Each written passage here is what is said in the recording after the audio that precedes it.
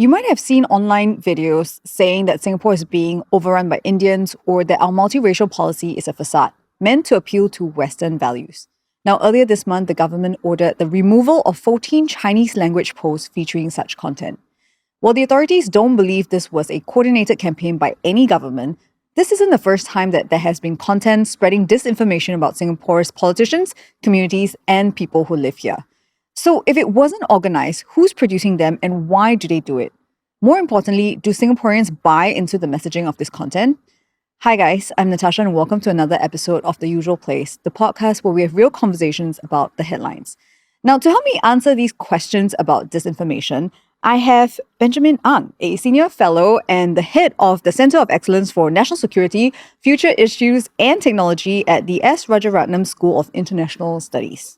You hit a lot of centers, Benjamin. But you also have many areas of research, including cybersecurity, digital security, and disinformation, which we're talking about today. And next to you on the couch, I have my colleague from the Straits Times, senior columnist Tan Dawn Wei, who writes about China and its relations with the rest of the world. Now, you were in Beijing for 7 years, from 2018 as the China Bureau Chief for ST, covering all aspects of the country, from its domestic politics to the economy. Welcome, both of you, to The Usual Place.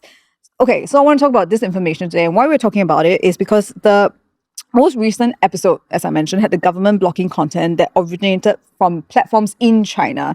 But Law Minister Edwin Tong said there was no evidence, basically, it was a coordinated campaign by any government. And essentially, it was the work of independent foreign content creators. Ben, can we ever tell when content is state-directed or organic? Like, what's the difference between both types of content? That's a great question, because in the past, we used to actually have to distinguish because there was a lot of resources that went into doing something like an information campaign. And it was states that had the kind of resources to put people, to put time, to put production values.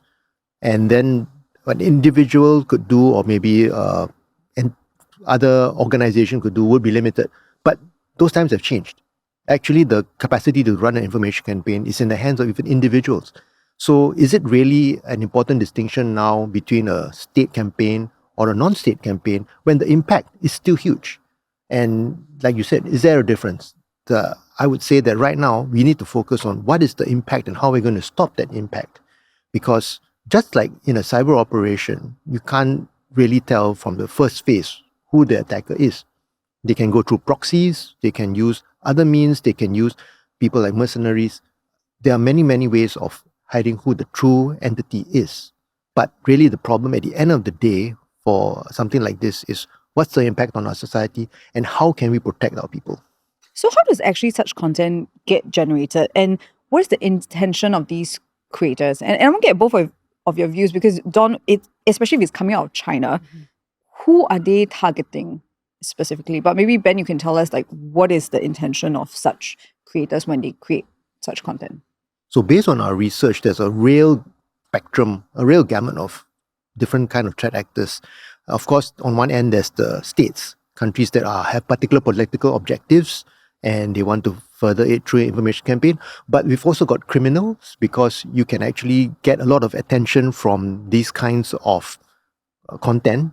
You know, they get a lot of clicks because they are so controversial, they're so outrageous. People click, and then you suck people into a channel where you start then selling them a crypto scam. Or you can just be people who are less, shall we say, scrupulous business people who want to just draw attention to themselves. Or we have content creators who want to get the clicks, because from clicks you also get advertising revenue.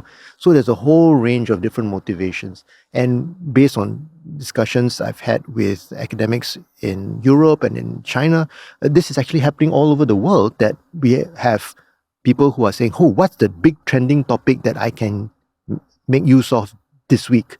And I'll make videos about it, and then people will come and click, and I'll draw traffic to my site.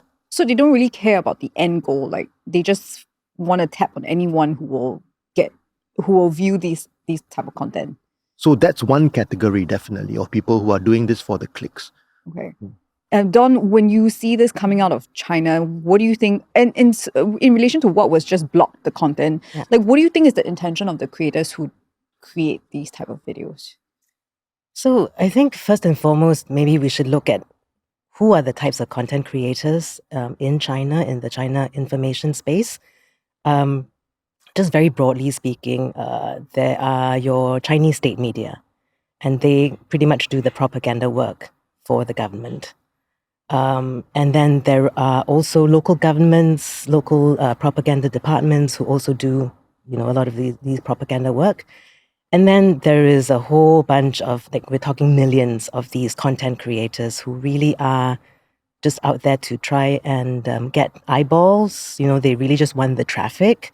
And they do that because they want to monetize the traffic, because then, that could translate to sponsorship deals, advertisement, all sorts of sort of, e-commerce, for instance. They can sell things, right? And it can be like any type of content. They don't really have like a focus. Yeah. So there are millions of content creators, and they kind of try and find a niche for themselves, right? So, you have people who so-called experts at lifestyle things like makeup, fitness, nutrition, diet, exercise. And then you have also people who talk about history, traditional Chinese medicine. And then there's a group who kind of brand themselves as political commentators, right? So which their specialty is what these videos were kind of doing. Yeah, political exactly. Commentary. Yeah. Okay. So a lot of these people may not have been to Singapore before. They may not have a very steep understanding of Singapore, but because maybe one person has discovered that this is, a topic that they can try and leverage, and, they do this to sort of provoke or trigger a certain emotional response, right?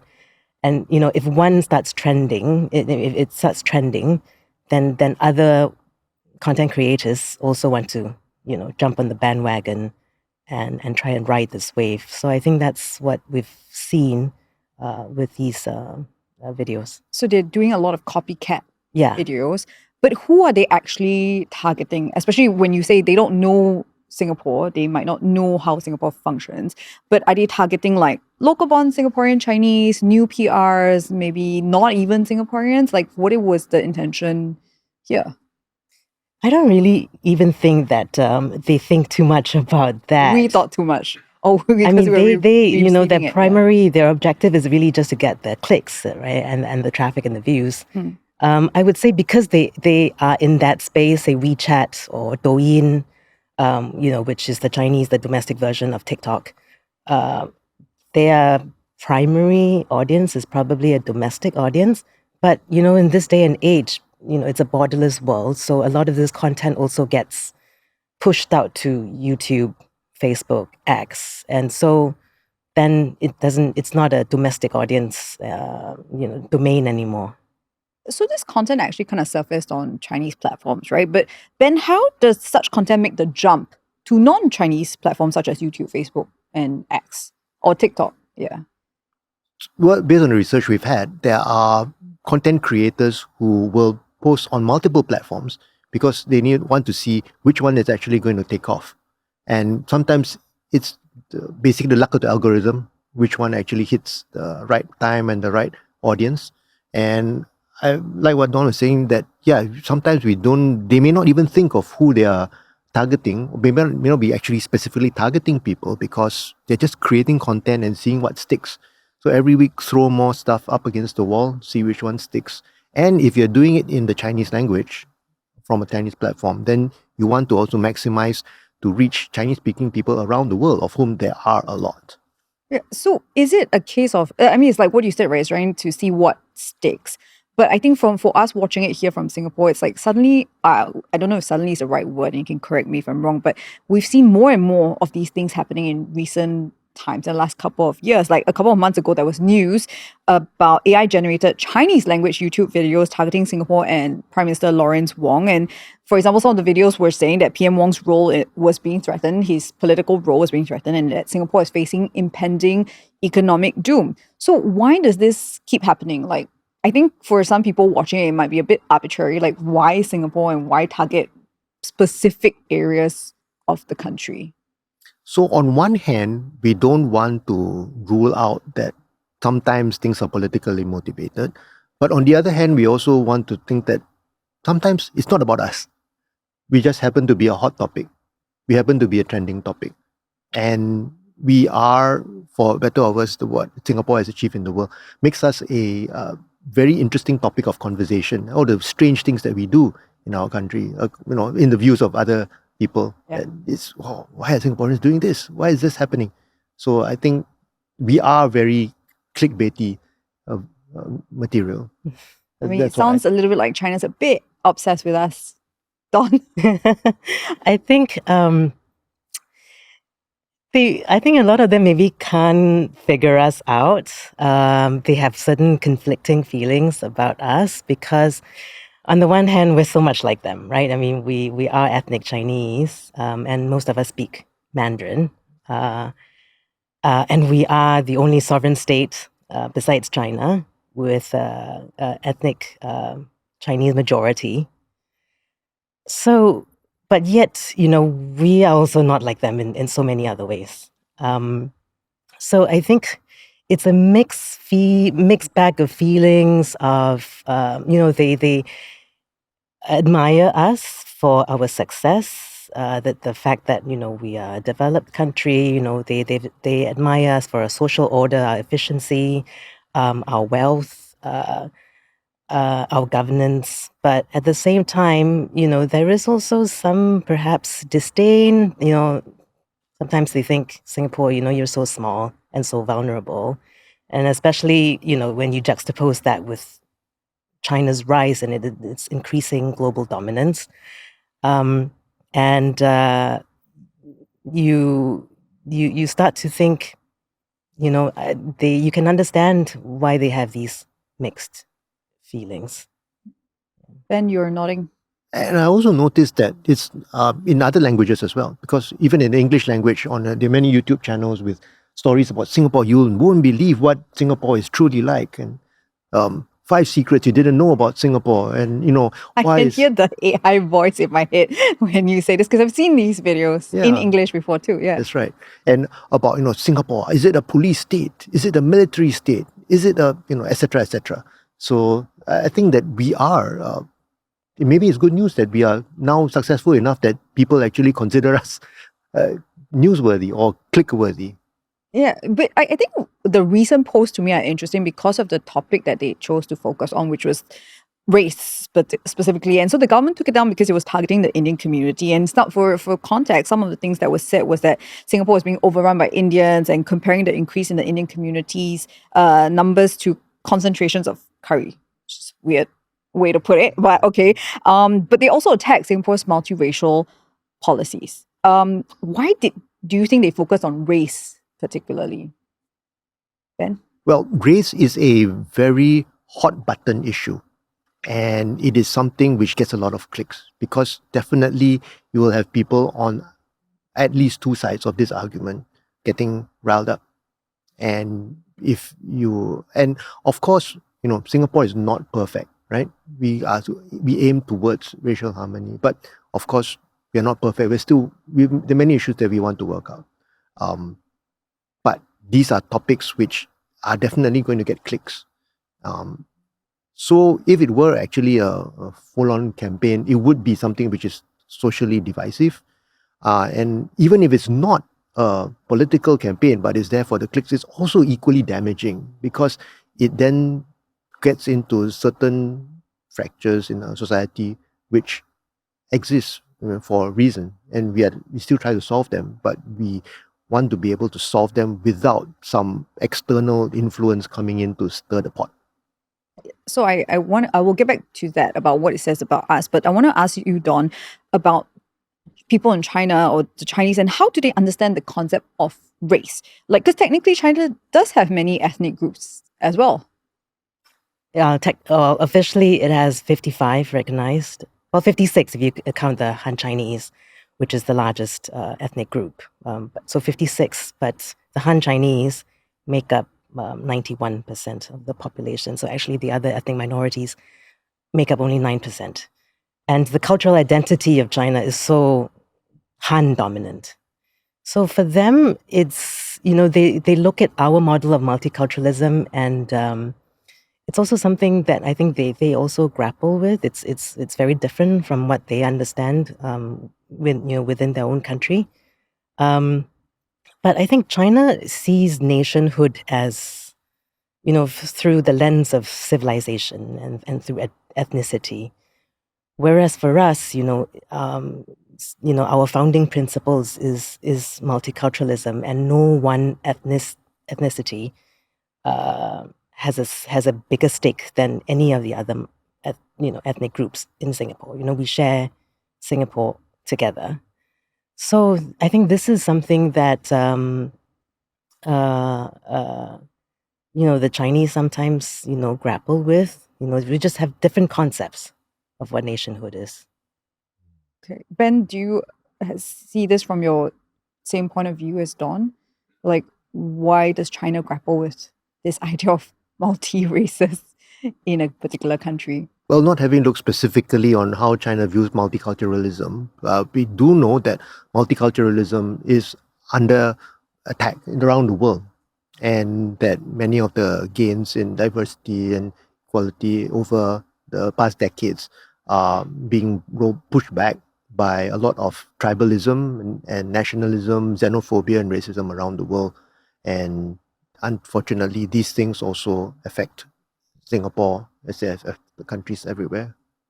Yeah. So on that note, going back to what you said earlier, what does the content about, the recent content, disinformation content, say about our own fault lines? Because as you mentioned earlier, it's like something that maybe Singapore wants to sort out internally before having all these like foreign commentaries on it.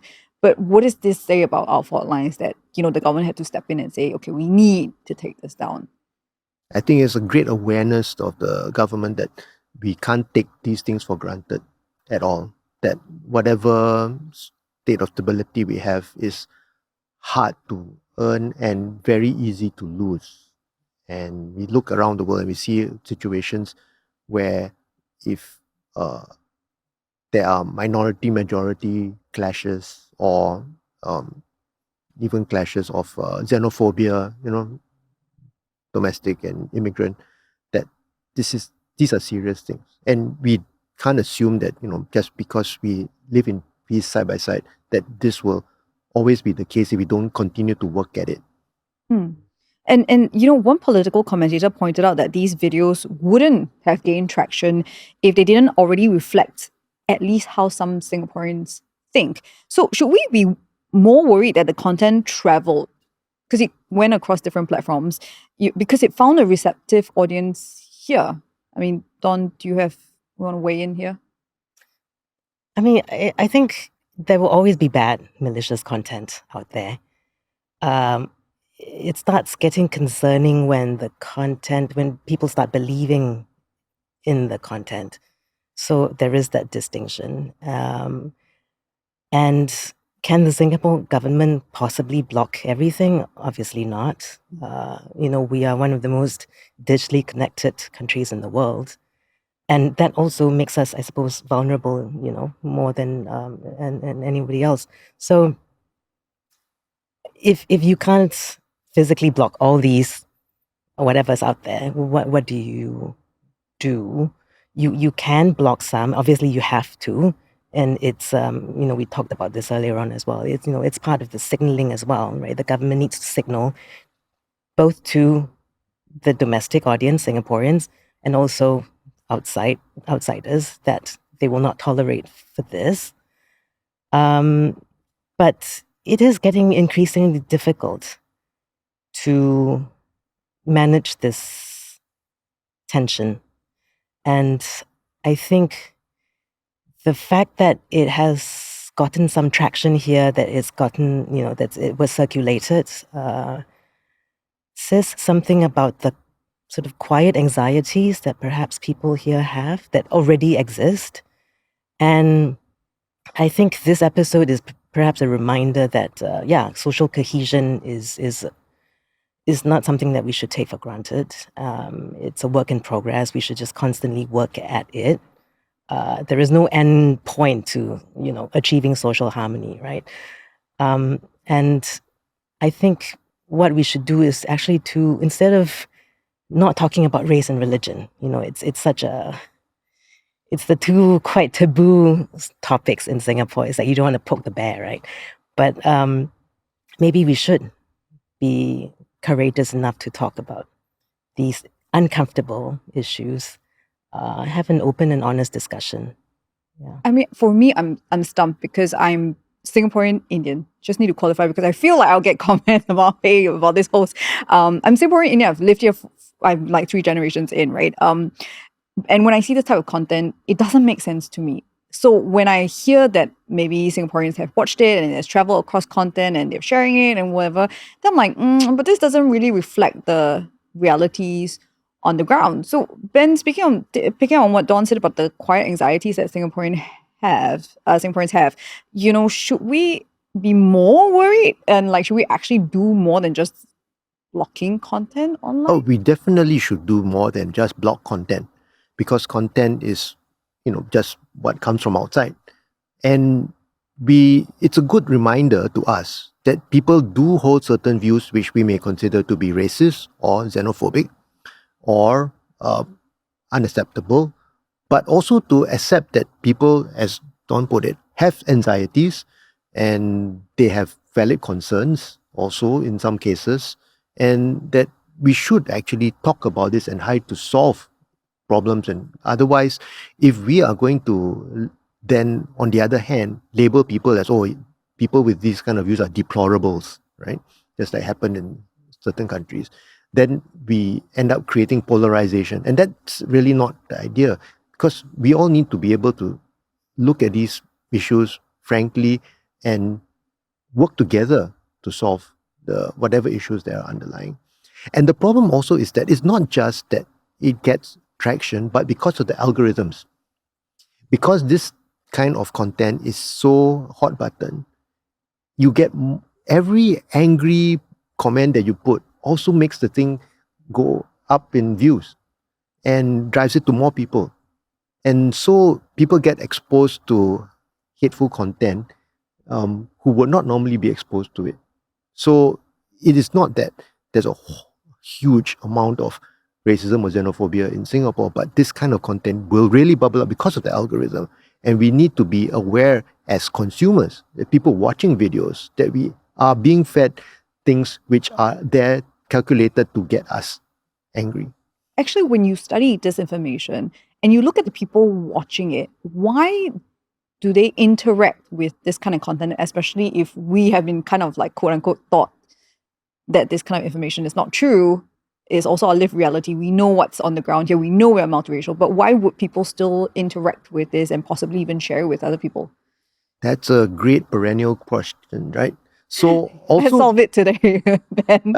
Yeah, why not? Let's just solve the whole problem of disinformation forever, if only. But the problem is that as long as there's something in the content which chimes with what people's lived reality is, even if the rest of it may not be accurate, it will sink in. And also, all the media literacy that we have only engages when we are thinking up here and not with our emotional side. And some of this content really goes for the emotion first. And so if we see something that's getting us riled up and we get, this is outrageous, this is terrible, how can they do this? How can these people be like that? Either how can these people be like in the video, or how can people like that post the video? Both ways, we're not going to engage critical thinking, and we're going to respond emotionally. And that's when it starts to spread. And it's so terrible, I need to tell my friends about it, I need to tell my family. I need to post it in the family group chat, as we all have encountered at some point in our lives. I mean, looking at what we know now, like the current state of this information that we're getting, how do you think it will evolve in the future? We are already seeing it now, that there are multiple channels that are just churning out more and more content. And it doesn't even have to be very convincing. It can just take old footage like this one does, splice it together in a random mesh, put some outrageous statements over it, voice over, either by somebody voicing over or just AI voicing over, and it gets clicks. Some channels have like no impact at all. Some of the videos I saw, like, hey, only a couple hundred views. But one next to it with practically the same content has tens of thousands of views. Like, wow, how come that one succeeded, the other one didn't? But the thing is that now we have the technology, not we, but the world has the technology that you can just generate like tons and tons of this content. And so we are now on the receiving end of this like fire hose of stuff. And we need to say, okay, I'm not going to put my head there in the fire hose, but I'm going to like step out of it. I mean, I want to end off with Dawn and ask this question because I think some people are asking, so if the Singapore government sees these type of content as like, inflammatory and hurting the feelings of certain communities, what do China state censors of the, the platforms themselves, why didn't they just take it down too? Why would they want to take it down? Are we Because they're very not- that insignificant in the I grand scheme mean, of things? as Ben said, there are millions and millions and millions of these videos that go around every day. There are millions of content creators pumping out content every single day. The Chinese government's priority is to ensure that there is stability within the country and that people feel happy, fulfilled, support the government, right? It's very much domestically focused. If these content creators want to talk bad about Singapore or Japan, and it's, a lot of these political commentators, it's flavor of the month, one day they can be talking about Singapore, the next day they've moved on to talking about Japan, for instance, or Indonesia or Trump. India or Trump. And they know how to play this game because, for them, this is high rewards. You push people's emotional buttons and it's very low risk because they're not slagging off their own leaders, their own governments. But they're slagging off other countries, which is, it's okay. As long as it's not them. Yeah. Okay. Well, thank you both for being here, but I just want to wrap up by saying that so we've learned that everyone has an interest in creating disinformation. It may not just be state sponsored in this day and age, right? And that even individual creators or even criminals who want to do it, and then basically the algorithm is just rage baiting us and content that strikes to our emotions and will get us riled up, which is why it travels, right? And then Dawn, for you, it's the Chinese are fascinated with us, but we seem to be like them, but we're not. So I think there's a little question mark about what's happening with them. But so it's basically we're gonna see more of this type of content from like race to religion, and what we need to do is actually really talk about it at home and see how we can figure it out here instead of letting other people discuss it for us, right? Yeah. Right. All right. So thank you both for being here and sharing your insight with us. Thank you. And Thank you. that's it from the usual place today. Now, if you're watching us on YouTube, do subscribe and hit the notification bell so that you won't miss new episodes of the podcast. Now, if you have thoughts on what we just discussed, do drop a comment on YouTube or talk to me on Instagram at the Usual Place Podcast. I'll see you next week on Thursday.